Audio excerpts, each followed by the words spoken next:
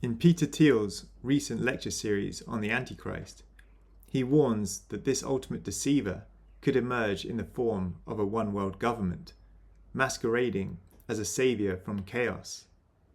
Is Thiel right to sound the alarm?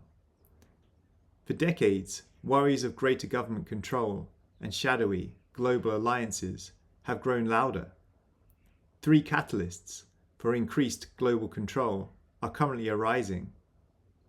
The rise of AI has sparked urgent demands for international regulations to safeguard humanity, leading to increased global coordination and centralization of decision-making. We are witnessing one of the greatest technological leaps in the history of human endeavour. And it's amazing to see the international group gathered here. AI is a game changer in human history. We must search for global solutions to global problems.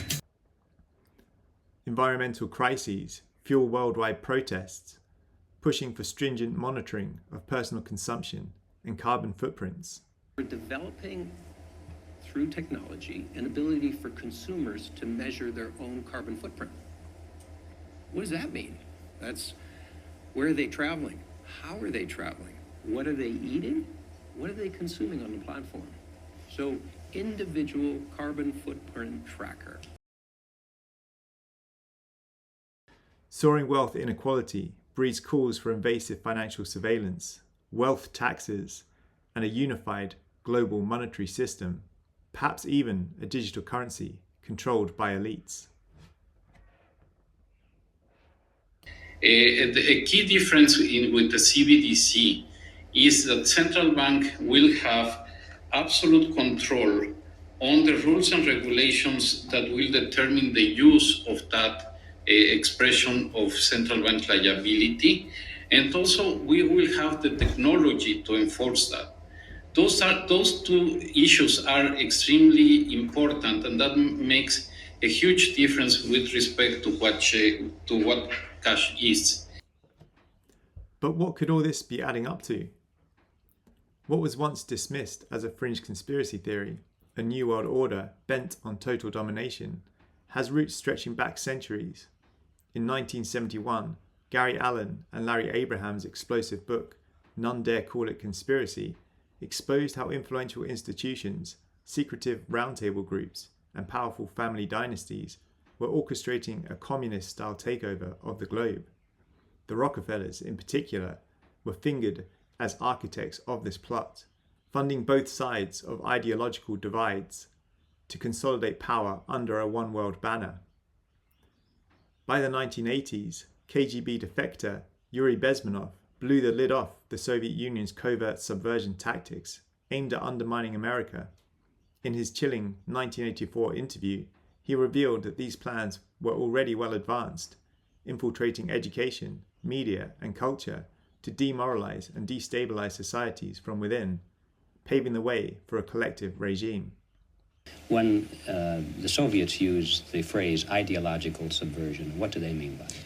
Ideological subversion is the slow process which we call either ideological subversion or active measures, активные мероприятия in the language of the KGB, or psychological warfare. What it basically means is to change the perception of reality of every American to such an extent that despite of the abundance of information, no one is able to come to sensible conclusions in the interests of defending themselves, their families, their community, and their country. If a plot for a one-world government exists, tangible evidence of this insidious agenda lurks in the ruins of the Georgia Guidestones. This mysterious monument, erected in 1980 and deliberately destroyed in 2022, consists of 6 massive granite slabs totaling nearly 120 tons. It was aligned with astronomical precision, tracking solstices, equinoxes, and celestial markers like the North Star.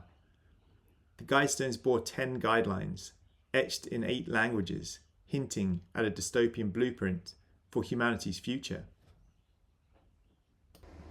These precepts may masquerade as enlightened wisdom, but achieving them would demand ruthless methods, population culls, forced eugenics, an iron-fisted control concentrated in the hands of a few. It's the classic utopian trap, promising paradise while delivering tyranny.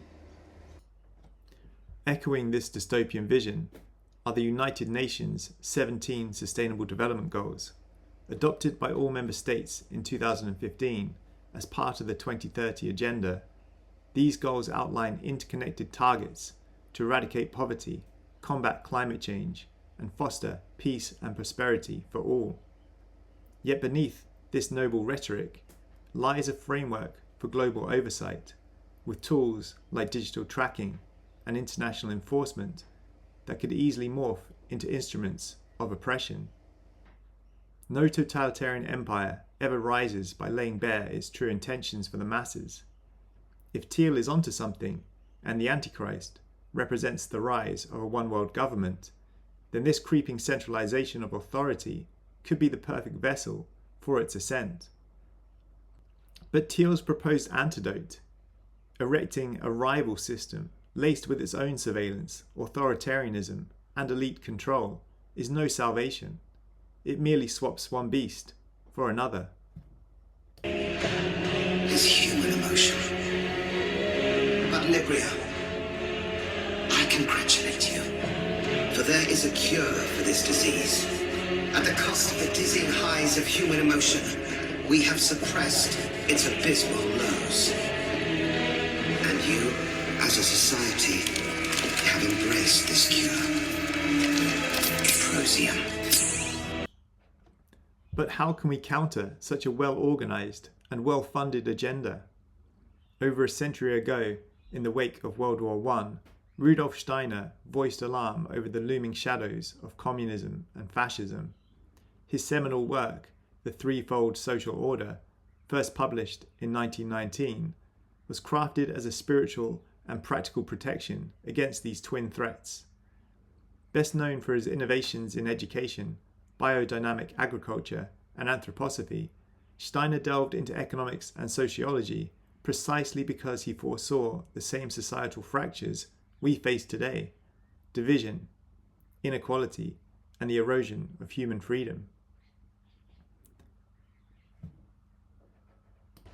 To avert humanity's plunge into totalitarian abyss, Steiner unveiled the threefold social organism, a balanced, decentralized model rooted in spiritual insight, neither collectivist nor dictatorial, but profoundly human-centered.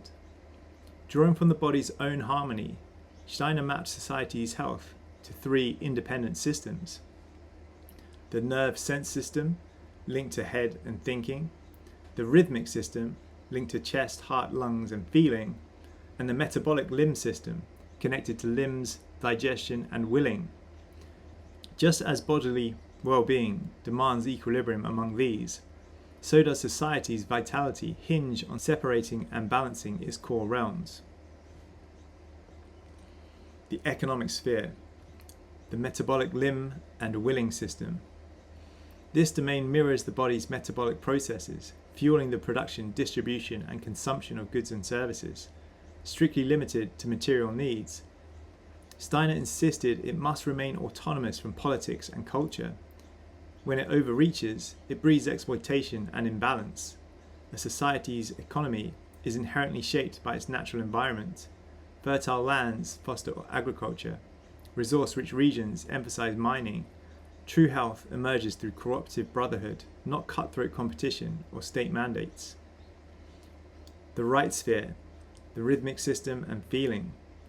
Akin to the body's rhythmic flow of blood and breath, this sphere governs laws, governance, civil rights, and public administration, fostering equality in human relations. It must stand independent, free from economic greed or ideological zealotry. When corrupted, it fractures social harmony, turning connections into chains. The cultural spiritual sphere, nerve senses and thinking.